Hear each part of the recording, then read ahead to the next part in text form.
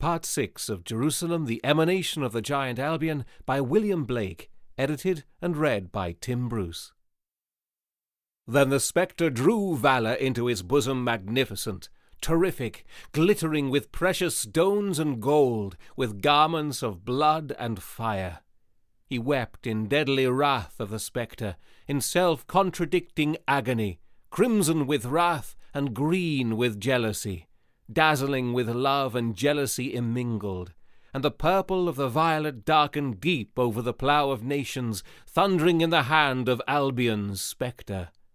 A dark hermaphrodite, they stood frowning upon London's river, and the distaff and spindle in the hands of valour with the flax of human miseries turned fierce with the lives of men along the valley, as Reuben fled before the daughters of Albion, taxing the nations. Derby Peak yawned a horrid chasm at the cries of Gwendolen, and at the stamping feet of Regan, upon the flaming treadles of her loom that drop with crimson gore with the loves of Albion and Canaan, opening along the valley of Rephaim, weaving over the caves of Machpelah, to decide two worlds with a great decision, a world of mercy and a world of justice, the world of mercy for salvation, to cast Louva into the wrath and Albion into the pity, in the two countries of humanity and in the four regions. For in the depths of Albion's bosom, in the eastern heaven, they sound the clarions strong. They chain the howling captives. They cast the lots into the helmet. They give the oath of blood in Lambeth. They vote the death of Louva, and they nailed him to Albion's tree in Bath. They stained him with poisonous blue. They inwove him in cruel roots to die a death of 6,000 years bound round with vegetation. The sun was black, and the moon rolled a useless globe through Britain. Then left the sons of Urizen the plough and harrow, the loom, the hammer and the chisel, and the rule and the compasses. From London fleeing, they forged the sword on Cheviot, the chariot of war, and the battle-axe, the trumpet fitted to mortal battle, and the flute of summer in Annandale. And all the arts of life they changed into the arts of death in Albion. The hourglass contend because its simple workmanship was like the workmanship of the ploughman, and the water wheel that raises water into cisterns, broken and burned with fire, because its workmanship was like the workmanship of the shepherd. And in their stead intricate wheels invented, wheel without wheel, to perplex youth in their outgoings, and to bind to labours in Albion of day and night the myriads of eternity, that they may grind and polish brass and iron, hour after hour, laborious task, kept ignorant of its use, that they might spend the days of wisdom in sorrowful drudgery, to obtain a scanty pittance of bread, in ignorance to view a small portion and think that all, and call it demonstration, blind to all the simple rules of life. Now the battle rages round thy tender limbs, O valour. Now smile among thy bitter tears. Now put on all thy beauty. Is not the wound of the sword sweet, and the broken bone delightful? Wilt thou now smile among the scythes when the wounded groan in the field? We were carried away in thousands from London, and in tens of thousands from Westminster and Marylebone, in ships closed up, chained hand and foot, compelled to fight under the iron whips of our captains, fearing our officers more than our enemy. Lift up thy blue eyes, valour, and put on thy sapphire shoes. O melancholy Magdalene, behold the morning over Malden break. Gird on thy flaming zone, descend into the sepulchre of Canterbury. Scatter the blood from thy golden brow, the tears from thy silver locks. Shake off the waters from thy wings, and the dust from thy white garments. Remember all thy feigned terrors on the secret couch of Lambeth's Vale, when the sun rose in glowing morn with arms of mighty hosts marching to battle, which was wont to rise with Urizen's harps, girt as a sower with his seed to scatter life abroad over Albion. Arise, O valour! Bring the bow of Urizen, bring the swift arrows of light. How rage the golden horses of Urizen, compelled to the chariot of love, compelled to leave the plough to the ox, to snuff up the winds of desolation, to trample the cornfields in boastful neighings. This is no gentle harp, this is no warbling brook, nor shadow of a myrtle tree, but blood and wounds and dismal cries and shadows of the oak, and hearts laid open to the light by the broad grisly sword, and bowels hid in hammered steel ripped quivering on the ground. Call forth thy smiles of soft deceit, call forth thy cloudy tears. We hear thy sighs in trumpet shrill, when morn shall blood renew. So sang the spectre sons of Albion round Louva's stone of trial, mocking and deriding at the writhings of their victim on Salisbury, drinking his emanation in intoxicating bliss, rejoicing in giant dance. For a spectre has no emanation, but what he imbibes from deceiving a victim. Then he becomes her priest, and she his tabernacle, and his oak grove, till the victim rend the woven veil in the end of his sleep when Jesus calls him from his grave. Howling, the victims on the druid altars yield their souls to the stern warriors. Lovely sport the daughters round their victims, drinking their lives in sweet intoxication. Hence arose from Bath soft deluding odours, in spiral volutions intricately winding over Albion's mountains, a feminine, indefinite, cruel delusion. Astonished, terrified, and in pain and torment, sudden they behold their own parent, the emanation of their murdered enemy, become their emanation, and their temple and tabernacle. They knew not this Valour was their beloved mother Valour, Albion's wife. Terrified at the sight of the victim, at his distorted sinews, the tremblings of Valour vibrate through the limbs of Albion's sons, while they rejoice over Louva in mockery and bitter scorn. Sudden, they become like what they behold, in howlings and deadly pain. Spasms smite their features, sinews and limbs, pale they look on one another. They turn, contorted, their iron necks bend unwilling towards Louva. Their lips tremble, their muscular fibres are cramped and smitten. They become like what they behold.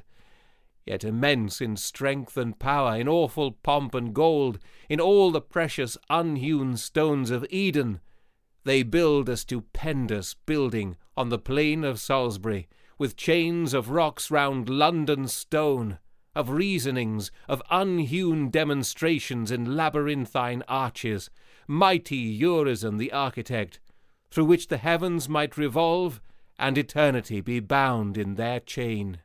Labour unparalleled, a wondrous rocky world of cruel destiny, rocks piled on rocks reaching the stars, stretching from pole to pole. The building is natural religion, and its altars natural morality, a building of eternal death, whose proportions are eternal despair. Here Valour stood, turning the iron spindle of destruction from heaven to earth, howling, invisible, but not invisible. Her two covering cherubs afterwards named Voltaire and Rousseau. Two frowning rocks on each side of the cove and stone of torture, frozen sons of the feminine tabernacle of Bacon, Newton, and Locke. For Louva is France, the victim of the spectres of Albion. Los beheld in terror. He poured his loud storms on the furnaces. The daughters of Albion, clothed in garments of needlework, strip them off from their shoulders and bosoms. They lay aside their garments. They sit naked upon the stone of trial. The knife of flint passes over the howling victim. His blood gushes and stains the fair side of the fair daughters of Albion.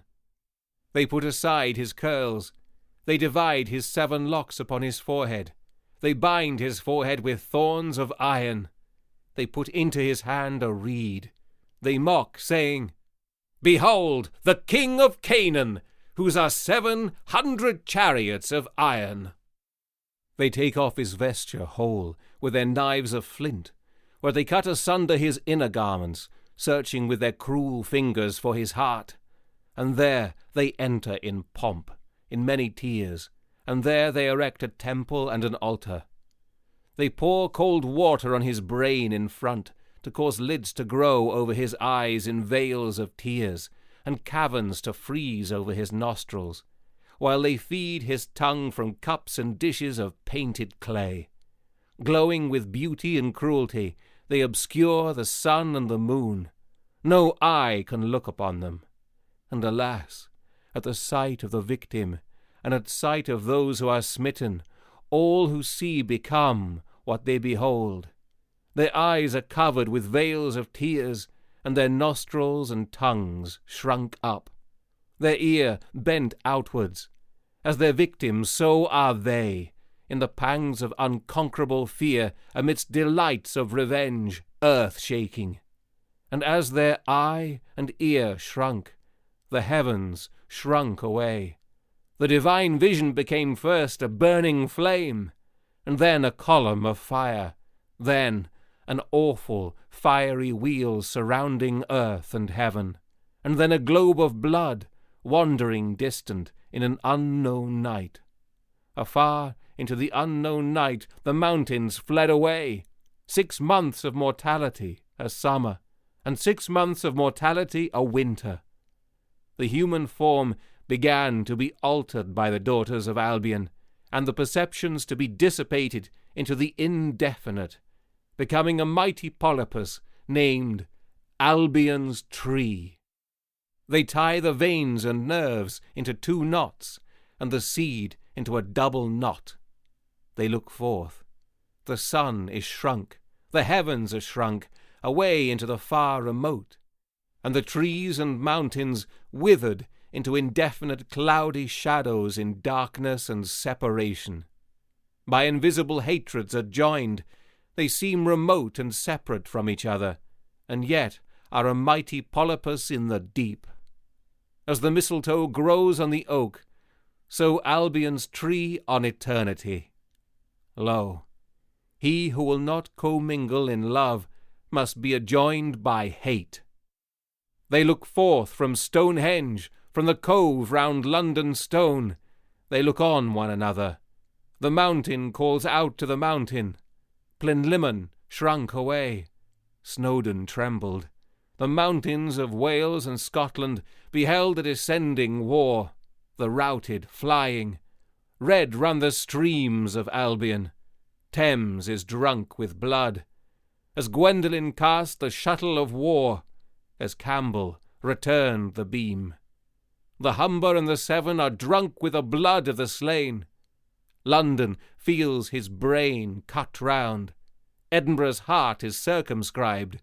York and Lincoln hide among the flocks because of the grinding knife. Worcester and Hereford, Oxford and Cambridge reel and stagger, overwearied with howling. Wales and Scotland alone sustain the fight. The inhabitants are sick to death. They labour to divide into days and nights the uncertain periods, and into weeks and months. In vain they send the dove and raven, and in vain the serpent over the mountains, and in vain the eagle and lion over the fourfold wilderness. They return not, but generate in rocky places desolate. They return not, but build a habitation separate from man. The sun forgets his course like a drunken man. He hesitates upon Cheselden hills, thinking to sleep on the Severn. In vain he is hurried afar into an unknown night. He bleeds in torrents of blood as he rolls through heaven above. He chokes up the paths of the sky. The moon is leprous as snow, trembling and descending down, seeking to rest upon high Mona, scattering her leprous snows in flakes of disease over Albion. The stars flee remote, the heaven is iron, the earth is sulphur, and all the mountains and hills shrink up like a withering gourd, as the senses of men shrink together under the knife of flint, in the hands of Albion's daughters, among the druid temples, by those who drink their blood and the blood of their covenant. And the 12 daughters of Albion, united in Rahab and Tirzah, a double female, and they drew out from the rocky stones fibres of life to weave. For every female is a golden loom. The rocks are opaque hardnesses covering all vegetated things. And as they wove and cut from the looms in various divisions stretching over Europe and Asia from Ireland to Japan, they divided into many lovely daughters to be counterparts to those they wove. For when they wove a male, they divided into a female to the woven male. In opaque hardness they cut the fibres from the rocks. Groaning in pain they weave, calling the rocks atomic origins of existence, denying eternity by the atheistical Epicurean philosophy of Albion's tree. Such are the feminine and masculine when separated from man. They call the rocks parents of men and adore the frowning chaos, dancing around in howling pain, clothed in the bloody veil, hiding Albion's sons within the veil, closing Jerusalem's sons without, to feed with their souls the spectres of Albion, ashamed to give love openly to the piteous and merciful man, counting him an imbecile mockery. But the warrior they adore, and his revenge cherish with the blood of the innocent. They drink up Dan and Gad, to feed with milk Schofield and Cotope. They strip off Joseph's coat and dip it in the blood of battle. Tirzah sits weeping to hear the shrieks of the dying. Her knife of flint is in her hand. She passes it over the howling victim. The daughters weave their work in loud cries over the rock of Horeb, still eyeing Albion's cliffs, eagerly seizing and twisting the threads of valor, and Jerusalem, running from mountain to mountain over the whole earth. Loud the warriors rage in Beth Peor, beneath the iron whips of their captains and consecrated banners. Loud the sun and moon rage in the conflict. Loud the stars shout in the night of battle, and their spears grow to their hands with blood, weaving the deaths of the mighty into a tabernacle for Ahab and Tirzah, till the great polypus of generation covered the earth. In Verulam the polypus's head, winding around his bulk through Rochester and Chichester and Exeter and Salisbury to Bristol, and his heart beat strong on Salisbury plain, shooting out fibres round the earth through Gaul and Italy and Greece, and along the sea of Rephaim, into Judea, to Sodom and Gomorrah, thence to India, China and Japan. The 12 daughters in Rahab and Tirzah have circumscribed the brain beneath, and pierced it through the midst with a golden pin. Blood hath stained her fair side beneath her bosom. "O thou poor human form," said she, "O thou poor child of woe, why wilt thou wander away from Tirzah? Why me compel to bind thee?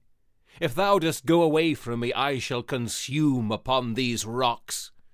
These fibres of thine eyes that used to beam in distant heavens, away from me I have bound down with a hot iron.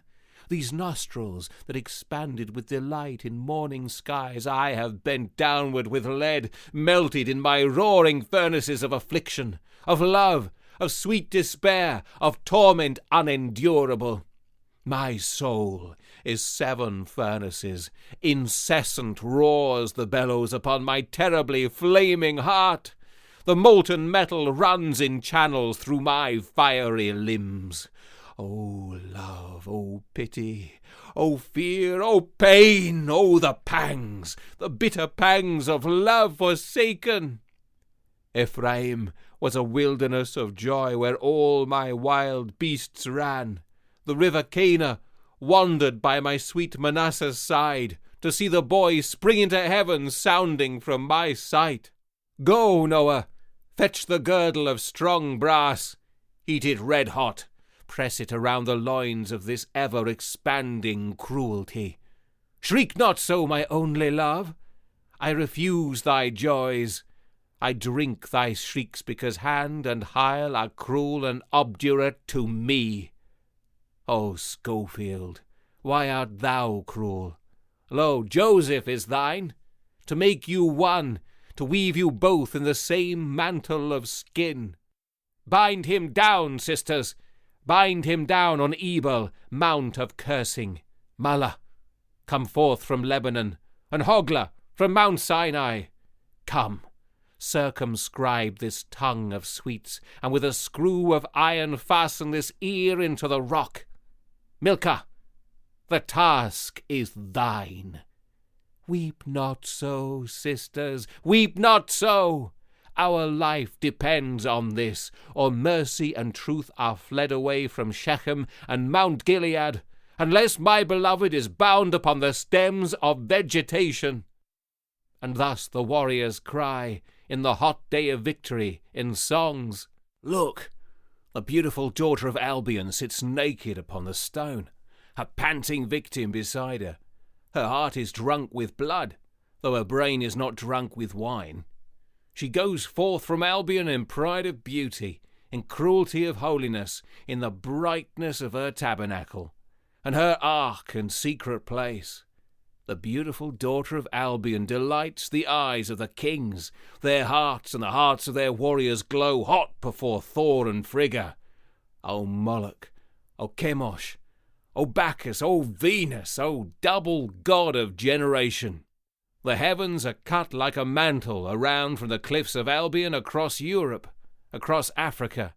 In howlings and deadly war, a sheet and veil and curtain of blood is let down from heaven across the hills of Ephraim, and down Mount Olivet to the valley of the Jebusite. Moloch rejoices in heaven.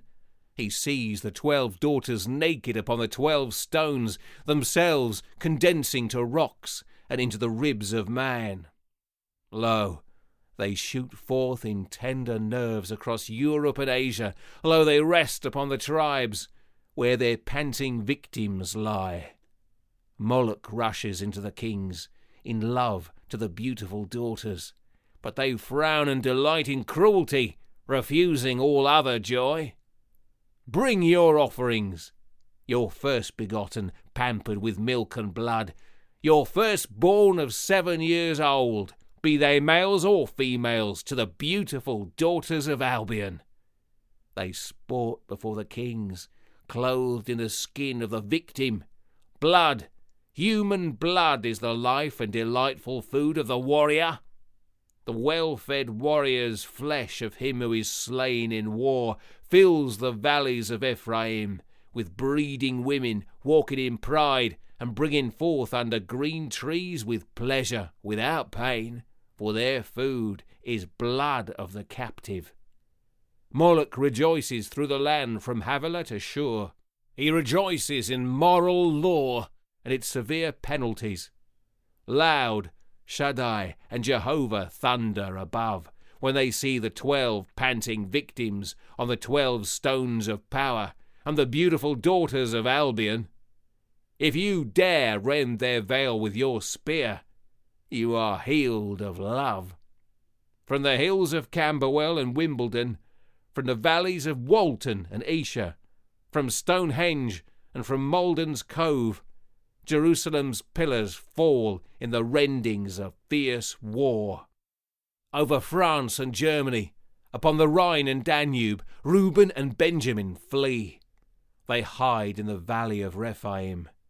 Why trembles the warrior's limbs when he beholds thy beauty spotted with victims' blood? By the fires of thy secret tabernacle, and thy ark and holy place, at thy frowns, at thy dire revenge, smitten as Uzzah of old, his armour is softened, his spear and sword faint in his hand, from Albion across great Tartary. O beautiful daughter of Albion, cruelty is thy delight. O virgin of terrible eyes, who dwellest by valleys of springs, beneath the mountains of Lebanon, in the city of Rehob, in Hamath, taught to touch the harp, to dance in the circle of warriors before the kings of Canaan, to cut the flesh from the victim, to roast the flesh in fire, to examine the infant's limbs in cruelties of holiness, to refuse the joys of love, to bring the spies from Egypt, to raise jealousy in the bosoms of the 12 kings of Canaan, then to let the spies depart to Meribah Kadesh, to the place of the Amalekite. I am drunk with unsatiated love. I must rush again to war, for the virgin has frowned and refused. Sometimes I curse, and sometimes bless thy fascinating beauty. Once man was occupied in intellectual pleasures and energies, but now my soul is harrowed with grief and fear and love and desire, and now I hate, and now I love, and intellect is no more. There is no time for anything but the torments of love and desire. The feminine and masculine shadows, soft, mild, and ever-varying in beauty, are shadows now no more, but rocks in Horeb.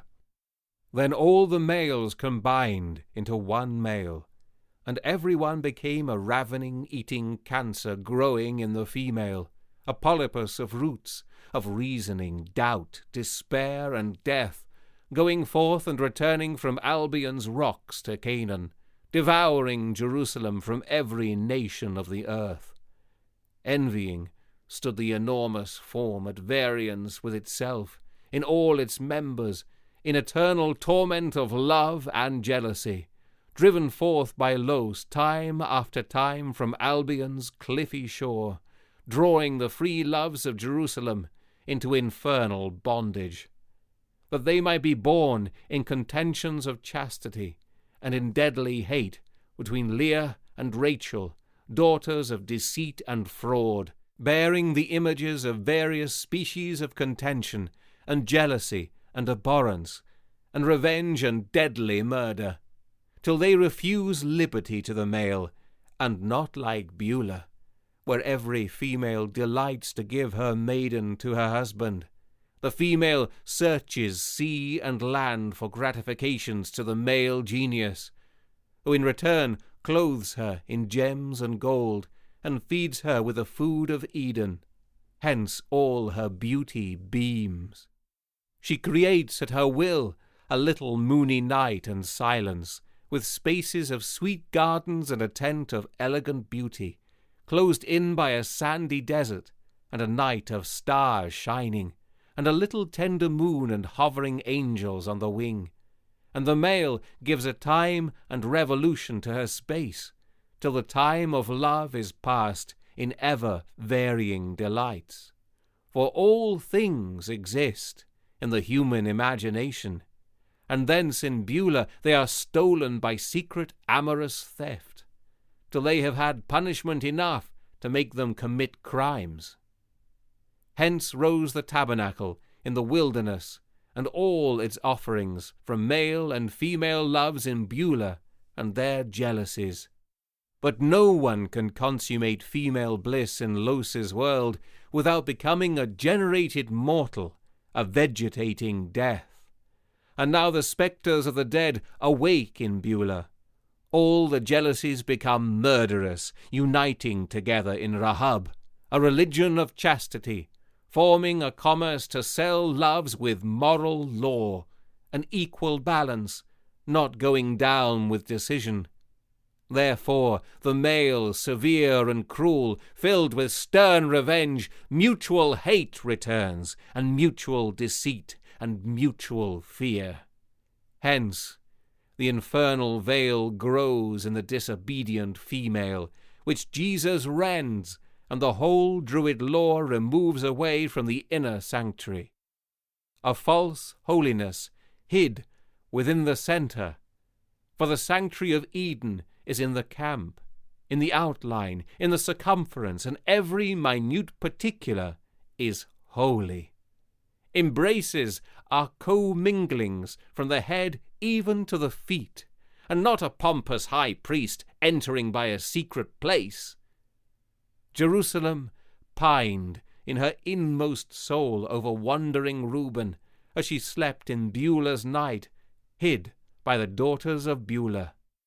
And this the form of mighty hand, sitting on Albion's cliffs, before the face of Albion, a mighty, threatening form, his bosom wide and shoulders huge, overspreading, wondrous, bare 3 strong, sinewy necks, and 3 awful, terrible heads, 3 brains in contradictory counsel, brooding incessantly, neither daring to put in act its counsels, fearing each other, therefore rejecting ideas as nothing, and holding all wisdom to consist in the agreements and disagreements of ideas, plotting to devour Albion's body of humanity and love.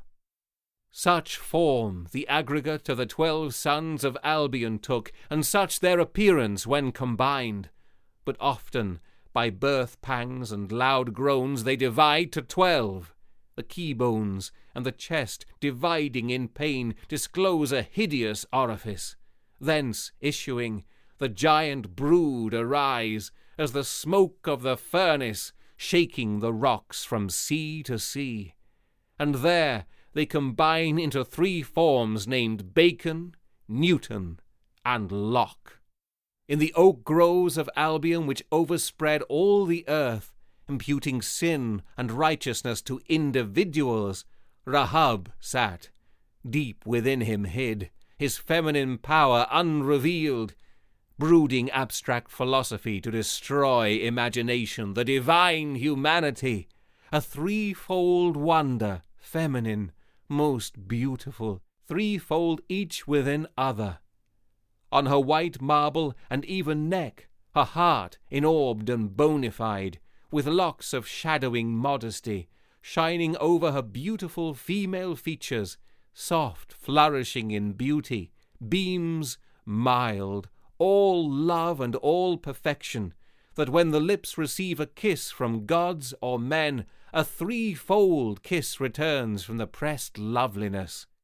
So her whole immortal form, 3-fold embrace returns, consuming lives of gods and men, in fires of beauty melting them as gold and silver in the furnace. Her brain enlabyrinths the whole heaven of her bosom and loins, to put in act what her heart wills. Oh, who can withstand her power? Her name is valor in eternity. In time, her name is Rahab. The starry heavens, all were fled from the mighty limbs of Albion, and above Albion's land was seen the heavenly Canaan, as the substance is to the shadow, and above Albion's 12 sons were seen Jerusalem's sons, and all the 12 tribes spreading over Albion. As the soul is to the body, so Jerusalem's sons are to the sons of Albion, and Jerusalem is Albion's emanation. What is above is within, for everything in eternity is translucent. The circumference is within, without is formed the selfish center, and the circumference still expands going forward to eternity, and the center has eternal states. These states we now explore, and these the names of Albion's 12 sons, and of his 12 daughters with their districts.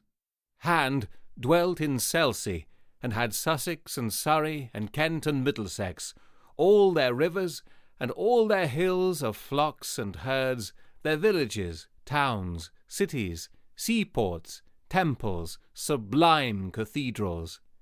All were his friends, and their sons and daughters intermarry in Beulah.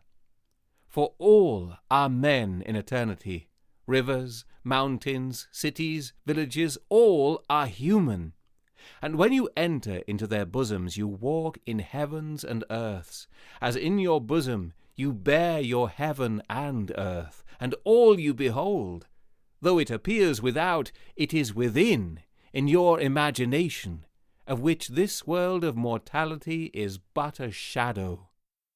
Hyle dwelt in Winchester, comprehending Hants, Dorset, Devon, Cornwall, their villages, cities, seaports, their cornfields and gardens spacious, palaces, rivers and mountains. And between Hand and Hyle arose Gwendolen and Campbell, who is Boadicea. They go abroad and return like lovely beams of light from the mingled affections of the brothers. The inhabitants of the whole earth rejoice in their beautiful light. Cockburn dwelt in Bath, Somerset, Wiltshire, Gloucestershire, obeyed his awful voice. Ignoge is his lovely emanation. She adjoined with Quantock's children. Soon lovely Cordelia arose. Quantock forgave, and joyed over South Wales and all its mountains. Peachy had North Wales, Shropshire, Cheshire, and the Isle of Man. His emanation is Mehechtebel, terrible and lovely upon the mountains. Brereton had Yorkshire, Durham, Westmoreland, and his emanation is Regan. She adjoined to Slade, and produced Goneril, far beaming. Slade had Lincoln, Stafford, Derby, Nottingham, and his lovely emanation Goneril rejoices over hills and rocks and woods and rivers. Hutton had Warwick, Northampton, Bedford, Buckingham, Leicester, and Berkshire, and his emanation is Gwynfryd beautiful. Schofield had Ely, Rutland, Cambridge, Huntingdon, Norfolk, Suffolk, Hertford, and Essex, and his emanation is Guinevere beautiful. She beams towards the east, all kinds of precious stones and pearl, with instruments of music in holy Jerusalem. Cox had Oxford, Warwick, Wiltshire.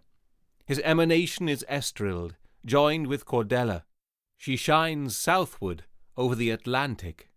Cotope had Hereford, Stafford, Worcester, and his emanation is Sabrina, joined with Mehechtebel. She shines west over America. Bowen had all Scotland, the Isles, Northumberland, and Cumberland. His emanation is Conwenna. She shines a triple form over the north, with pearly beams gorgeous and terrible. Jerusalem and Valor rejoice in Bowen and Conwenna. But the four sons of Jerusalem that never were generated are Rintra and Palamabron and Theotomon and Bromion. They dwell over the 4 provinces of Ireland in heavenly light, the 4 universities of Scotland, and in Oxford and Cambridge and Winchester. But now Albion is darkened, and Jerusalem lies in ruins above the mountains of Albion, above the head of Los. And Los shouted with ceaseless shoutings, and his tears poured down his immortal cheeks, rearing his hands to heaven for aid divine. But he spoke not to Albion, fearing lest Albion should turn his back against the divine vision, and fall over the precipice of eternal death. But he receded before Albion, and before Valor, weaving the veil with the iron shuttle of war among the rooted oaks of Albion, weeping and shouting to the Lord day and night, and his children wept round him as a flock, silent 7 days of eternity. And the 32 counties of the 4 provinces of Ireland are thus divided. The 4 counties are in the 4 camps: Munster, south in Reuben's Gate; Connaught, west in Joseph's Gate; Ulster, north in Dan's Gate; Leinster, east in Judah's Gate.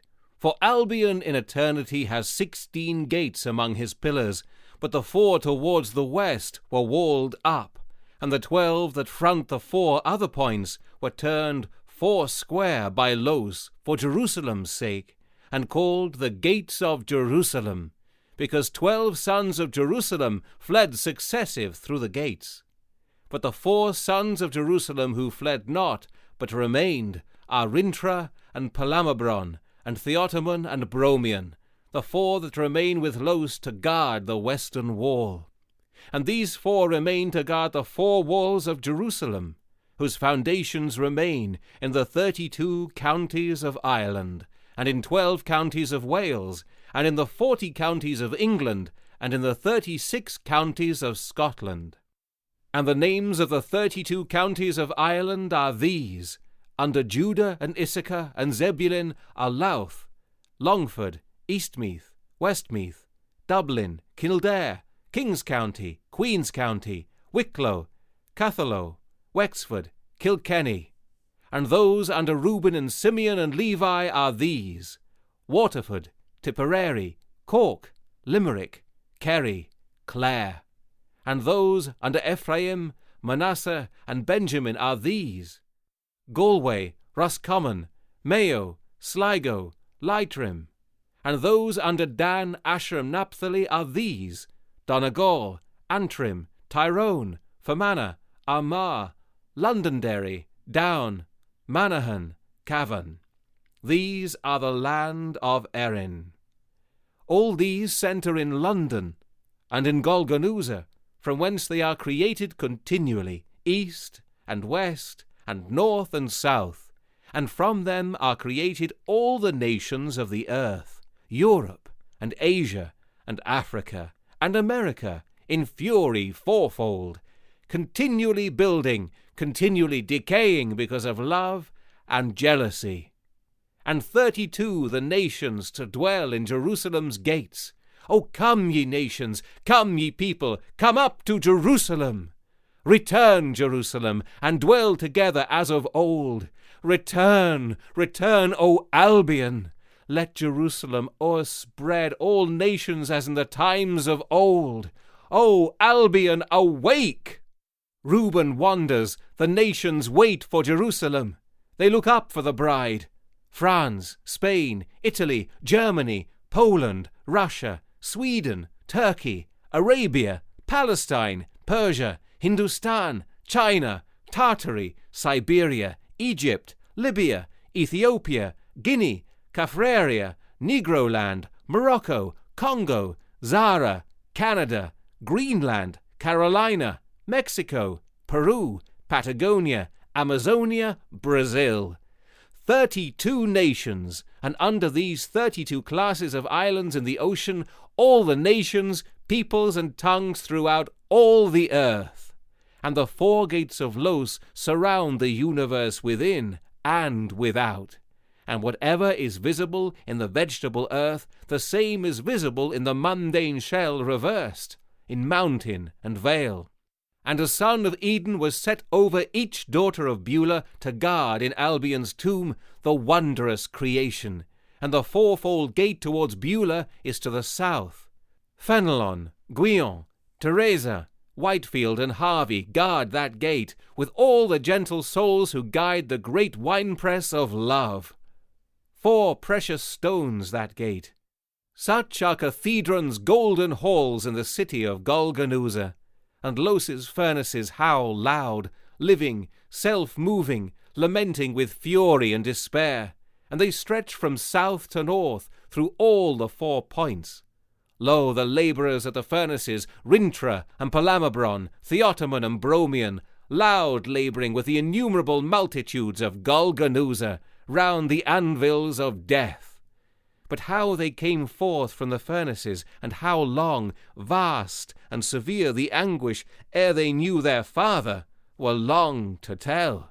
And of the iron rollers, golden axle trees and yokes of brass, iron chains and braces, and the gold, silver, and brass, mingled or separate, for swords, arrows, cannons, mortars, the terrible ball, the wedge, the loud-sounding hammer of destruction, the sounding flail to thresh, the winnow to winnow kingdoms, the water-wheel and mill of many innumerable wheels resistless, over the 4-fold monarchy, from earth to the mundane shell, perusing Albion's tomb in the starry characters of Og and Anak, to create the lion and wolf, the bear, the tiger and ounce, to create the woolly lamb and downy fowl and scaly serpent, the summer, and winter, day and night, the sun and moon and stars, the tree, the plant, the flower, the rock, the stone, the metal of vegetative nature,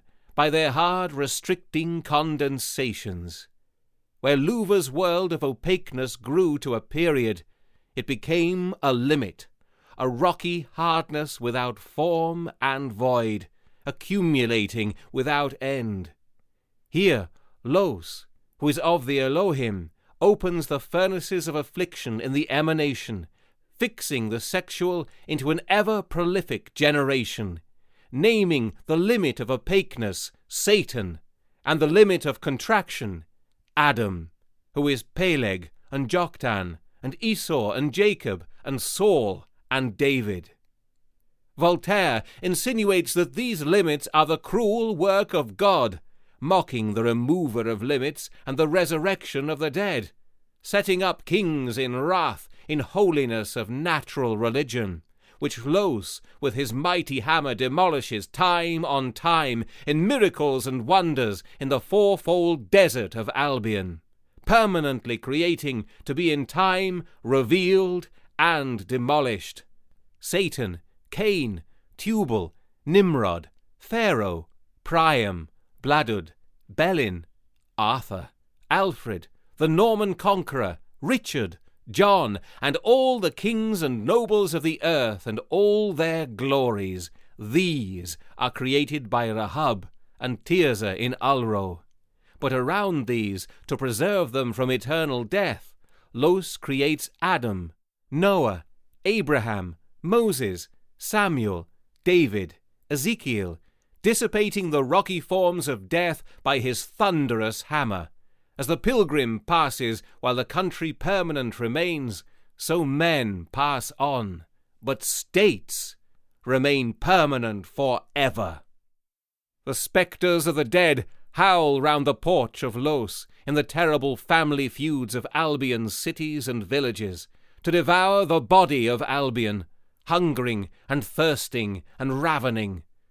The sons of Los clothe them and feed, and provide houses and gardens, and every human vegetated form in its inward recesses is a house of pleasantness and a garden of delight, built by the sons and daughters of Los in Baulahula and in Cathedron. From London to York and Edinburgh the furnaces rage terrible. Primrose Hill is the mouth of the furnace and the iron door. The four Zoas clouded rage. Urizen stood by Albion with Rintra and Palamabron, and Theotomon and Bromion. These four are Verulam and London and York and Edinburgh.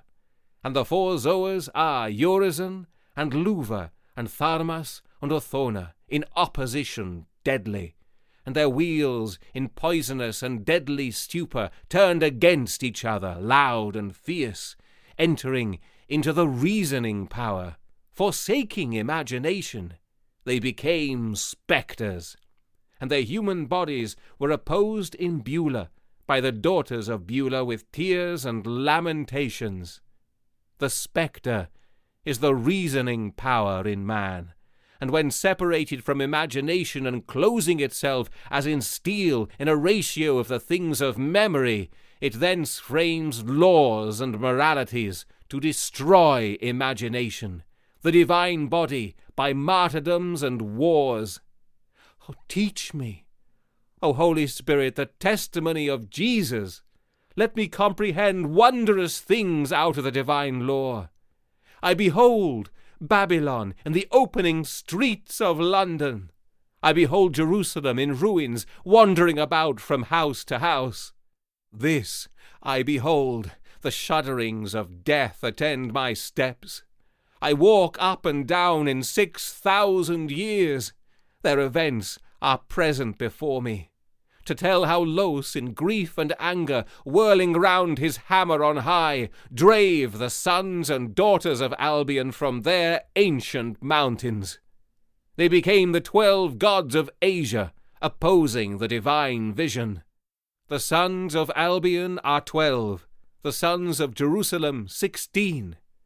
I tell how Albion's sons, by harmonies of concords and discords opposed to melody, and by lights and shades opposed to outline, and by abstraction opposed to the visions of imagination, by cruel laws divided 16 into 12 divisions. How Hyle roofed Los in Albion's cliffs, by the affections rent asunder, and opposed to thought, to draw Jerusalem's sons into the vortex of his wheels. Therefore Hyle is called Gog, age after age, drawing them away towards Babylon. Babylon, the rational morality, deluding to death the little ones in strong temptations of stolen beauty. I tell how Reuben slept on London stone, and the daughters of Albion ran around admiring his awful beauty. With moral virtue, the fair deceiver, offspring of good and evil, they divided him in love upon the Thames, and sent him over Europe in streams of gore out of Cathedron's looms. How Los drave them from Albion, and they became daughters of Canaan. Hence Albion was called the Canaanite, and all his giant sons. Hence is my theme.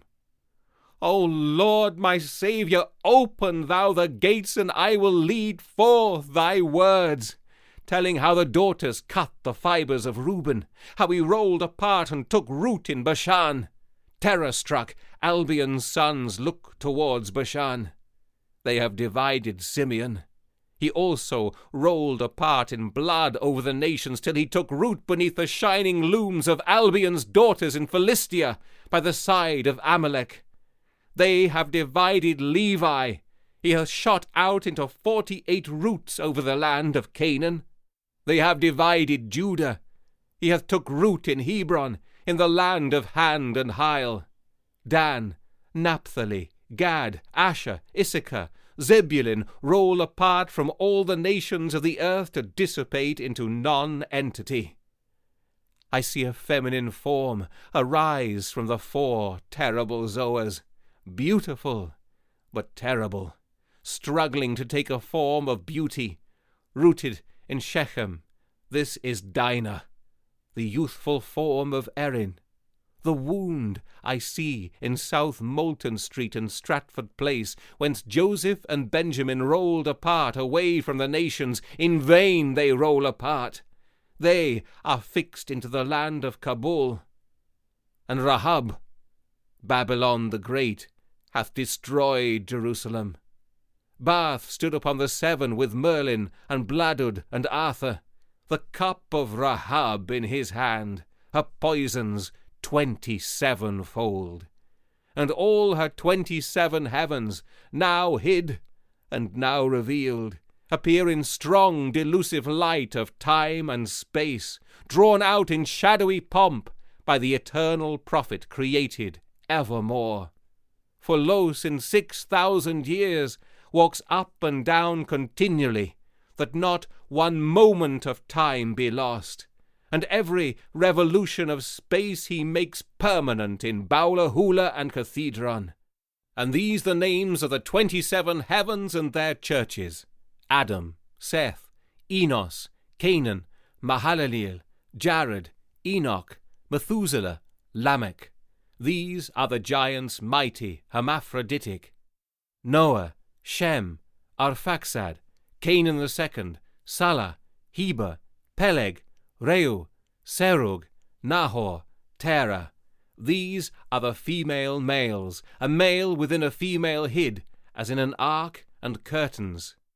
Abraham, Moses, Solomon, Paul, Constantine, Charlemagne, Luther.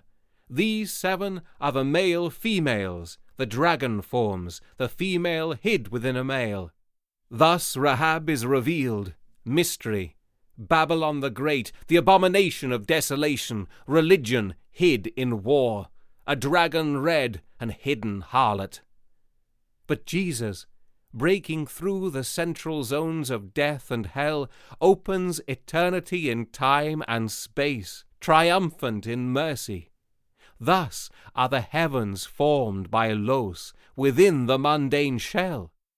And where Luther ends, Adam begins again in eternal circle to awake the prisoners of death, to bring Albion again with Luther into light eternal in his eternal day. But now the starry heavens are fled from the mighty limbs of Albion.